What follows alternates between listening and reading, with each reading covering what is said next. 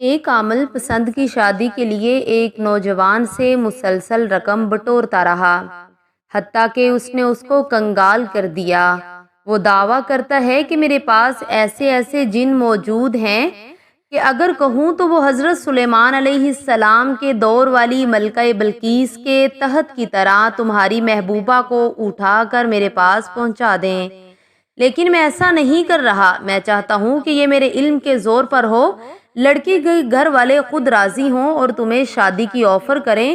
یوں لڑکے کی جمع شدہ رقم بھی ختم ہو گئی، لیکن لڑکی والوں کی طرف سے آفر نہ ہو سکی۔ یہ خبر سن کر مجھے ایک عامل بابا یاد آ گئے اور وہ منظر میری آنکھوں کے سامنے گھوم گیا جب مجھے حرم کعبہ کے اندر پاکستانی دوستوں سے ملاقات کا موقع ملا۔ ہوا یوں کہ وہاں پاکستان کے ایک عالم دین بھی موجود تھے جو جنات، جادو وغیرہ کے خاتمے میں خاصے مشہور ہیں۔ معلوم ہوا کہ یہاں پہنچ کر بھی انہوں نے جن نکالنے کی خدمت کا شغل جاری رکھا ہوا ہے۔ کسی نے بتایا جنات بھگانے کے لیے وہ یہاں بھی آتے رہتے ہیں۔ میں نے سوچا ضرور عرب کی سرزمین کے جنات نکال کر یہ لوگ پاکستان کا نام روشن کر رہے ہیں۔ چلو کسی نہ کسی طرح ملک کا نام روشن ہونا چاہیے۔ بہرحال چونکہ موصوف سامنے بیٹھے اپنے کارگزاری سنا رہے تھے کہ میں نے فلاں کا جن یوں نکالا، یہ ہوا، وہ ہوا، وغیرہ وغیرہ، باتوں ہی باتوں میں انہوں نے جنات کے ذریعے کسی شخص کو اس کے مقام سکونت سے اٹھائے جا سکنے کا دعویٰ بھی کر دیا۔ میں نے فوراً اپنے دیرینہ مطالبہ اور خواہش یاد آ گئی۔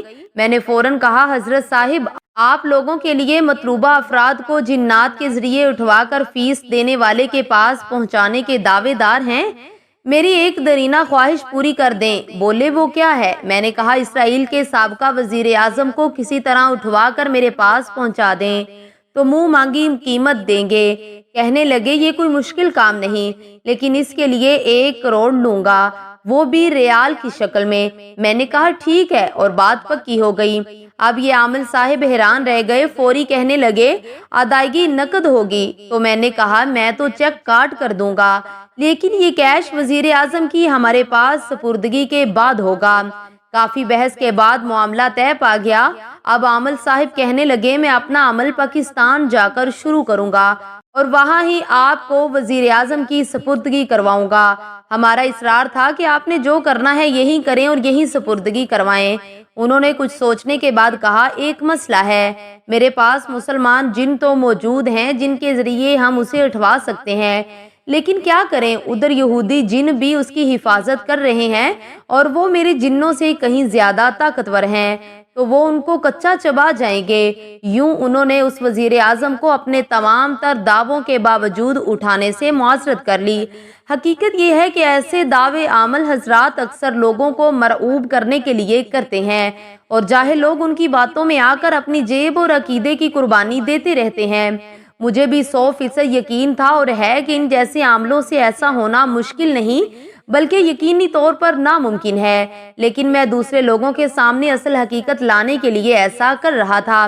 ان عامل صاحب کا یقین اس قدر پختہ تھا اور وہ کہتے ہیں کہ یہ کوئی مشکل کام ہی نہیں۔ ان کے اس قدر ٹھوس اور یقینی لب و لہجہ کو دیکھ کر 1-2 دفعہ تو میں بھی سوچ میں پڑ گیا، ممکن ہے کہ یہ کوئی ایسا ٹونا ٹوٹکا جانتے ہوں اور ہمارا مطالبہ پورا کر دیں۔ میں واپس پاکستان آ گیا۔ اتنے میں سعودیہ میں ایک دوست نے ایسی اطلاع دی کہ جسے سن کر میں اچھل پڑا اور بے اختیار میرے منہ سے نکلا ایسا نہیں ہو سکتا، لیکن جواب میں بتایا گیا کہ ایسا ہو گیا ہے اور آپ کا وہ عمل کہ جو اپنے جنات کے زور پر وزیر اعظم کو اٹھوانے اور اغوا کرنے کا دعویٰ کر رہا ہے، اس کے جھوٹ کی وجہ سے اس کو سعودی پولیس نے اٹھا کر لے گئی ہے اور جیل میں ڈال دیا ہے۔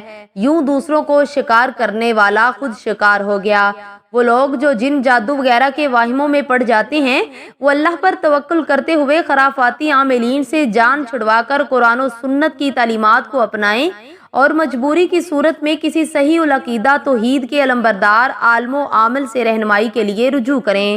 خاص طور پر خواتین محتاط ہوں کہ سب سے زیادہ جنات کا عرضہ ان کو لاحق ہوتا ہے، کیونکہ غلط عاملین اور غیر شرعی خواہشات کی تکمیل کے پیچھے لگا انسان نہ صرف اپنا مال گنواتا ہے بلکہ اپنی توحید جیسی قیمتی متاع بھی لوٹا بیٹھتا ہے۔ اللہ کریم ہمیں محفوظ فرمائے، آمین۔